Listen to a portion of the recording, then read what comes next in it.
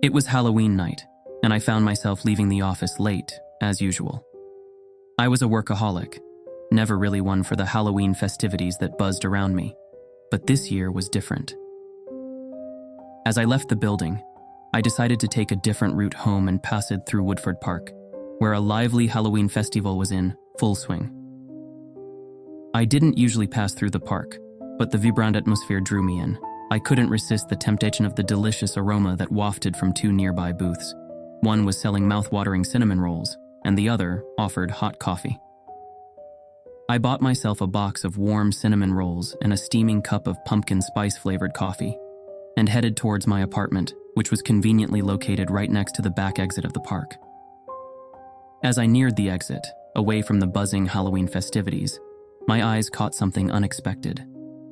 There, under the dim glow of a nearby lamppost, sat a stunning girl in a bridal gown costume on a park bench. My first thought was that it was an incredibly elaborate costume, but I reminded myself that Halloween was a time for creativity, and to each their own. Yet, as I moved closer, I couldn't help but be captivated by her beauty. Her blonde hair in a beautiful updo, and her costume was not just elaborate, but exquisitely detailed. It was as if she had stepped out of a fairy tale. But what struck me the most were her eyes. They were a deep, mesmerizing shade of blue, and they held a sadness that seemed to pierce through her mascara-smudged, teary gaze. Summoning my courage, I offered her a polite goodnight and complimented her costume. "Wow, your costume is really cool." She looked at me directly, her eyes still glistening with unshed tears, and quietly replied, "Thank you." I couldn't help but notice that she had been crying, and genuine concern washed over me. "Are you okay?" I asked, unable to suppress my worry. She hesitated for a moment, as if contemplating whether to share her feelings, then finally nodded and said, "Yes, I'll be okay." But I couldn't simply walk away from this girl who looked like she was going through something painful. I took a deep breath and offered, "Would you like some company? I could sit with you for a while." She silently nodded, and I took a seat beside her. An awkward silence hung in the air until I remembered the cinnamon roll in my hand.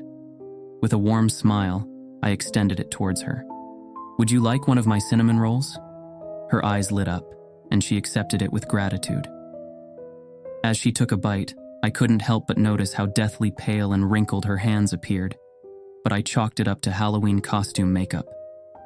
"Thank you," she said softly between bites, her gaze softening.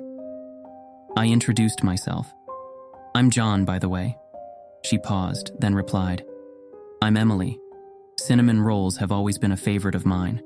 They remind me of my mom. It brings back a lot of memories."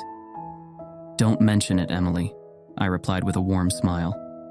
We got swept away in deep conversation, sharing bits and pieces of our lives. I was surprised at how much I was opening up to her. I wasn't one to overshare about my private life, but something about her made me feel comfortable. Emily then shared something that took me by surprise. She told me that the bridal gown she was wearing had been intended for her real wedding, but she had been left at the altar. After that painful experience, she had decided that the best use for the dress was as a Halloween costume. She chuckled softly, and I was touched by her ability to find humor in her pain. "You're incredibly strong, Emily," I told her, genuinely moved by her resilience. She smiled, her eyes sparkling with a mixture of gratitude and vulnerability. Strength takes time. As we continued talking, I couldn't help but feel an undeniable connection with Emily. We shared a heartfelt moment on that park bench, surrounded by the eerie ambiance of Halloween night. It was as if the rest of the world faded away, leaving just the two of us, lost in each other's stories and laughter. Once again, I praised her costume, noting how it stood out amidst the sea of the popular ones. This year, I've seen an overdrive of Barbie and Wednesday Addams costumes, but yours is truly unique. Emily smiled, her eyes lighting up with a newfound confidence. I wanted to be different. As the night wore on, we made plans to see each other again the next day, eager to continue our conversation and explore this unexpected connection. It felt like fate had brought us together on this Halloween night, and I couldn't have been happier about it. However, as the clock continued to tick, I realized that I needed to make sure Emily got home safely. I offered to walk her home, not wanting her to be alone on this mysterious and spooky night. Emily hesitated for a moment, her eyes searching mine for reassurance. Finally, with a soft smile, she agreed to my offer. I stood up, ready to escort her, and turned to pick up the empty box that had once held our cinnamon rolls. But in that split second when I turned back to face her, Emily had disappeared.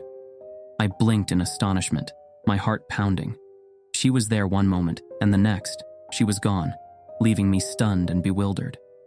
I stood there for a moment, searching the park in disbelief, but there was no trace of her. It was as if she had vanished into thin air. The park was empty, and the Halloween festivities continued, oblivious to the mysterious encounter I had just experienced.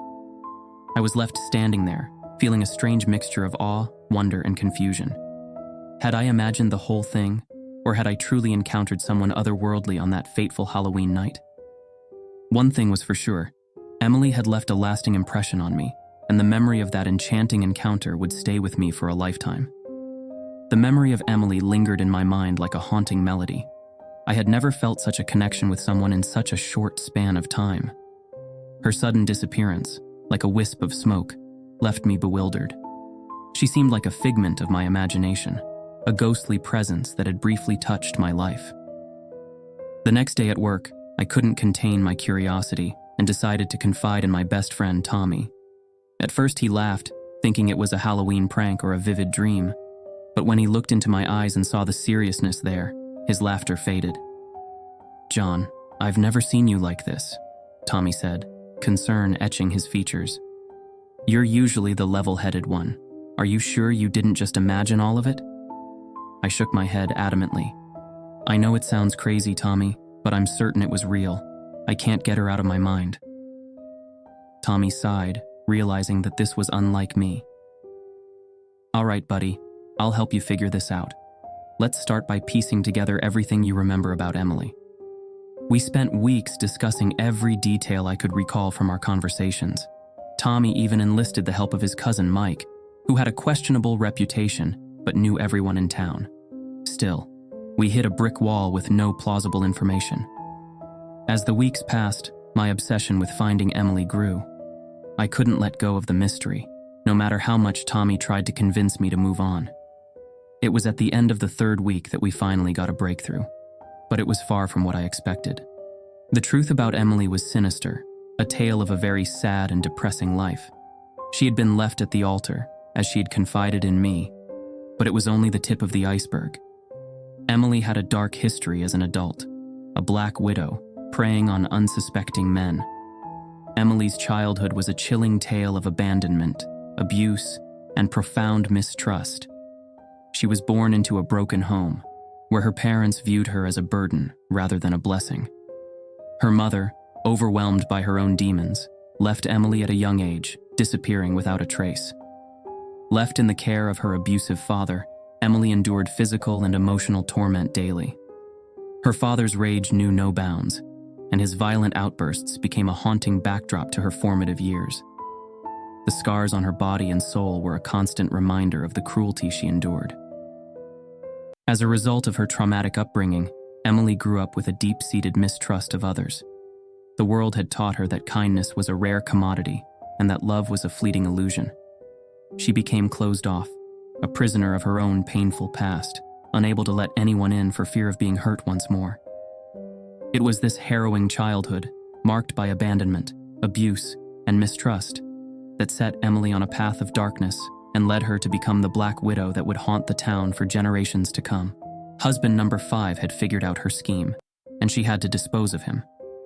He was found dead and was said to have died from a heart attack. Many found that his death was very suspicious since he was in the pink of health. Husband-to-be number 6, an accountant, Patrick Thomas, who had recently moved to town, had eventually discovered the truth as well, the day before their wedding.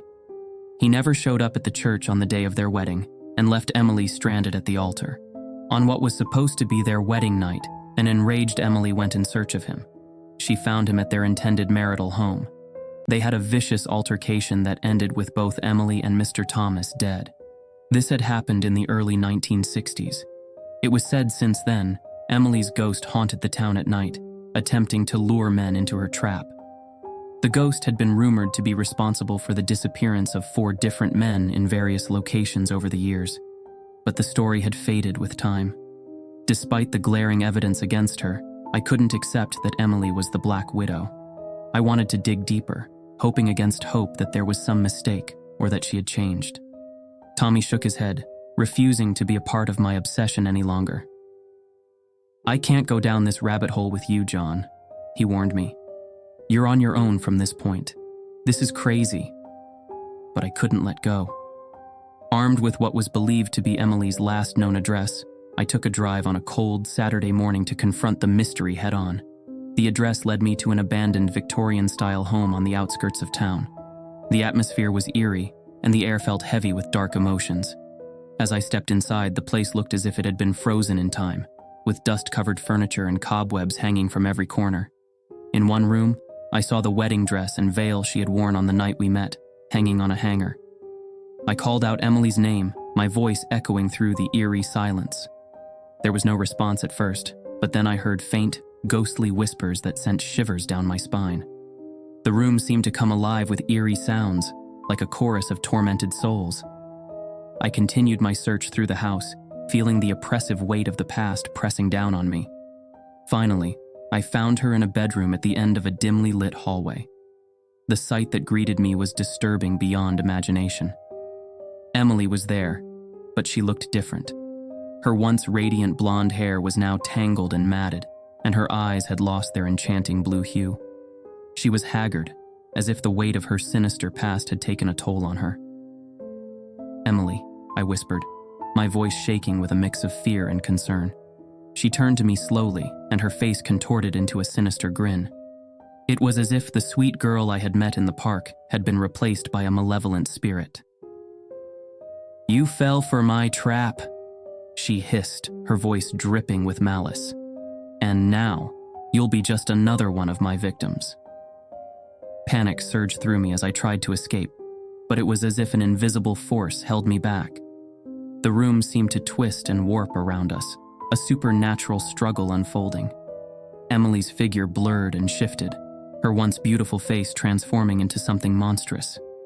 We fought with an otherworldly intensity, but in the end, I was no match for her dark power.